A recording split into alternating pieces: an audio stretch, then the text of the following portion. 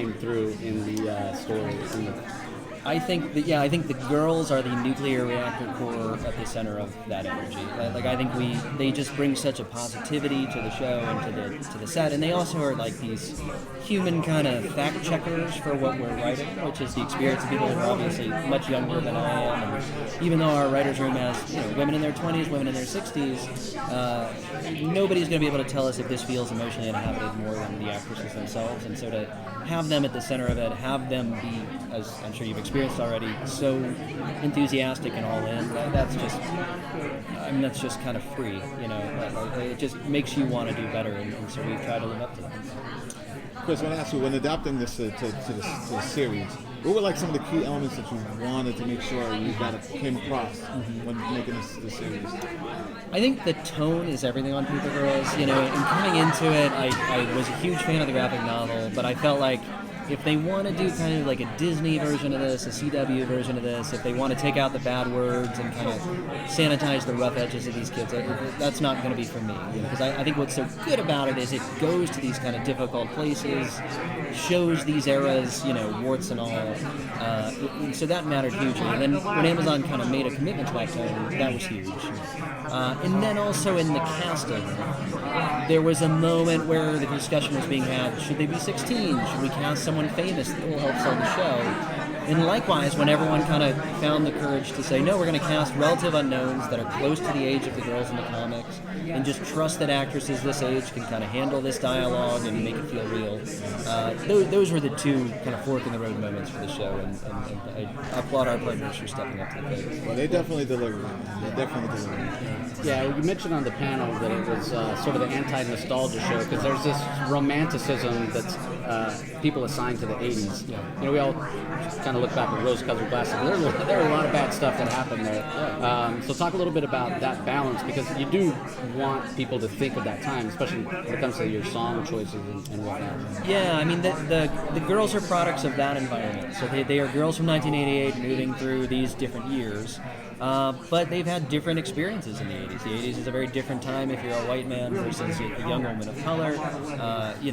Reaganism's great for everybody in that moment, and the girls are, very much kind of persecuted in the pilot episode in various ways, and we wanted to play fair with that. Because I do think too often the 80s is that kind of bright, neon, nostalgia factor. There are shows that do that very well. There's a huge hit show that does that very well. But we wanted to not to be different from them, but to be true to kind of what Brian and Cliff did before that show existed. Feel that in both the photography and the performances and the things we tackled. And so, I don't know, that mattered to me, and to be honest, I don't think I could have done it the other way. I don't have the skill to write in that register, and so it has to be a little dark if I'm going to be able to do it. I was going to ask just more about the casting process. What was it about each character that you felt wanted to find and found in each actress? Just a main. Yeah. God, I mean, it was this huge international search. Literally hundreds of young actresses we saw for this. I doubt there is an actress in this age range that I have not seen on camera.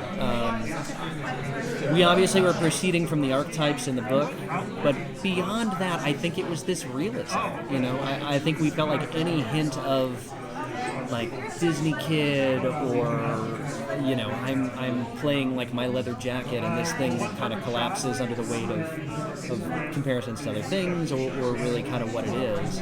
And so I just feel like each of these girls is so relatably real and different.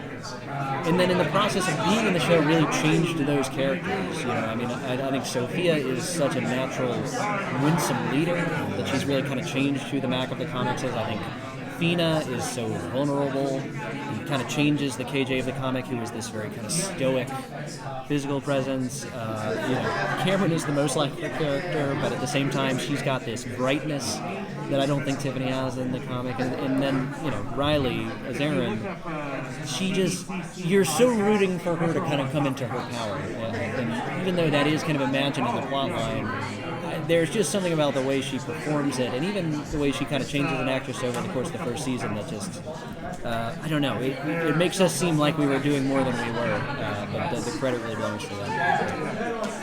There has been many stories where when creators get involved into an adaptation, things can go smooth or Yes. go rough. Yes. How much involvement did you let the creators?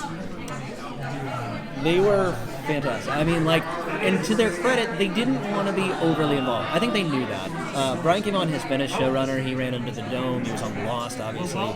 And so I think he knew that the greatest gift he could give us was, like, his blessing to play. I think he set up front the kind of things that were important to him. And then we would check in with him periodically, because he could be a really good kind of North Star for us. Does this feel like Paper Girls, or does this feel like we're going too far away?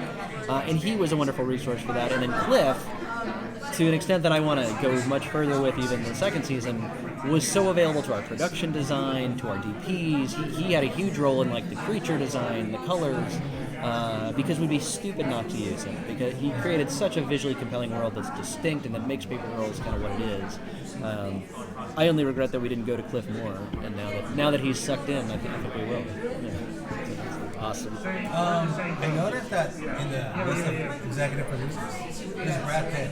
Yeah. I'm just wondering, how is he involved in this project? Brad Pitt is Plan B is Brad Pitt. So they are a producer that works on this show for Amazon.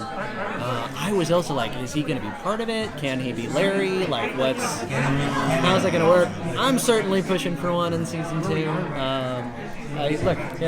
Let's all demand it. I think it's the least he owes us as an executive producer. But he's also actually been a quiet champion of the show. When it came time to kind of show it to Amazon, he was really wonderful about calling and saying, I love this. This is what I love about it.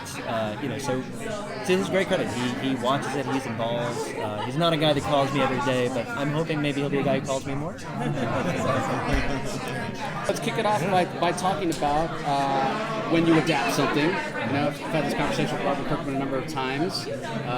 Wants to give something to even the loyal fans. So changing the story, changing beats, changing what happens is okay as long as the tone remains the same. Do you both feel that way about it? Yeah, it's a tough balance to strike. You want to make sure that the fans are happy, but at the same time, you don't want to bore them with the same exact story beat for beat. And what they've done is really expand on the story in ways that are very true to the comic. And they give us all these great character moments and they're able to flesh out the time war between the old timers and the teenagers in a way that we can only hint at in the comic. Yeah, 100%. It was all just additive. There was never anything they're like, we can't do the stuff that I imagined. Like, we have beautifully designed Christian giant robots. We can't put that in a TV show, and yet they do. So, yeah, they captured everything from the book, and then they're like, well, what more can we do with our real estate? We only had 30 issues, 5 panels a page, There's only so much you can do. We keep talking about Mac's brother as a character who shows up a couple times in the comic, but now the TV show we get to spend, big, long, deep scenes with him that I think we were so jealous that we didn't get to do that in the book that we're like, it's perfect. Really perfect. What did you guys say about the performance of these young ladies? Like, how impressed were you with what they brought? It was unreal when we saw the casting photos and clips and stuff, because they looked like they came out of the comic. But then once they start talking and acting, you believe them, and that's really hard to find in young actors. And they sell it so completely that when you're watching it, you just fall into the story. You believe every moment of it, and then when things go haywire and all the action starts happening, you feel that too. So it's maybe the best thing about it was everything that alchemy that happens once you have actors in there and that energy changes. Speaking of casting, Jason Matsuka says Grandpa. Oh my God! I didn't even have in my mind who would work for it, but as soon as he showed up on screen, amazing. Talk about that. Is that dream casting for you as well, Brian? Oh, 1,000%. I mean, and it's so cool that Jason's a fan of the comic. He introduced Ali Wong to Paper Girls. My friend, so to bring him in, I was like, this is, it feels like it was always our intention to have him because you can't imagine anyone else. But I'm just a fan of his podcast in general, his comedy, and just like, what an exciting villain to bring into a show, an antagonist, I'd say, because he's not a villain. He feels like a fully fleshed, three-dimensional human being, and it's just what he brings to the show is huge. So it's a thrill. Okay, cool. Mr. Brian, in the comic industry, you're always known as BKB, right? And I'm just wondering, how about outside comics in the entertainment industry? Do they still call you as BKB or Sure, Brian? I think it was something that I started to make it easier on you fine folks because my last name is so obnoxiously hard to spell. Vaughan. That's too many letters for a one-syllable name. So like a BKV is fine. But sure, it's sweet. I don't care what you call me as long as you buy my comics. You can call me Dirtbag. I'll take it. And music has always been a big inspiration in the 80s, right? Whose music inspired you guys? You guys were developing paper rolls. Yeah. You guys listen to I mean, I love 80s music. I think just maybe growing up at that time, but even as an adult now, I've gone back to listen to bands that I wasn't listening to back then. And, the 80s was so full of like cool bands like The Cure, Depeche Mode, and that stuff definitely like plays into, there's a Depeche Mode poster in Aaron's bedroom in the comic and stuff like that, and then other things from the 80s that you maybe don't even think about, like Nine Inch Nails, like those are, albums that to me like reminded me of my teenage years, and I wanted, bring some of that energy to the book. Yeah, not to be mainstream Johnny, but I'll throw out Van Halen because I remember being 8 years old and my babysitter Diane came over and she was on our landline constantly calling a radio station. She's like, there's this song Jump. I heard it a few days ago. I need to hear it again. And she was calling, requesting it. And when that song came on the radio and she lost her mind, I was like, I guess this is the coolest thing I've ever seen in my life. So yeah, Jump still has a special place in my heart. Now, Brian, you've been a showrunner. Here you're a creative consultant, let's say. Let Christopher Rogers do his thing. Talk a little bit about your involvement. And then for you, Cliff, Chris told us that he may even come to you more in terms of aesthetic and design, working with DPs for season 2. So talk a little bit about finding that balance of this is your baby, but you also want to lean on Chris's talents.